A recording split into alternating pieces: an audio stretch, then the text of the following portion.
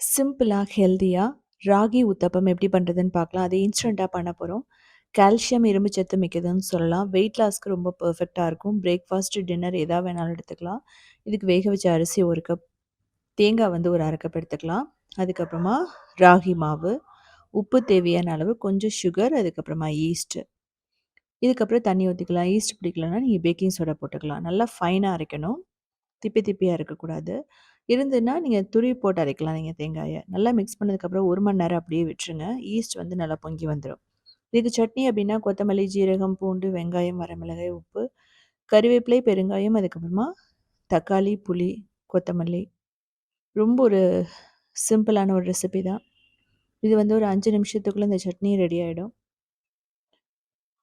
புதினா கூட நீங்க போட்டுக்கலாம். வேணும்னு நிலக்கடலை போட்டுக்கலாம். வறுத்த நிலக்கடலை, பொட்டுக்கடலை எல்லாமே பெர்ஃபெக்ட்டா இருக்கும். மிக்ஸியில போட்டுட்டு தண்ணியே ஊத்தாம நம்ம அரைச்சு எடுத்துக்கணும்.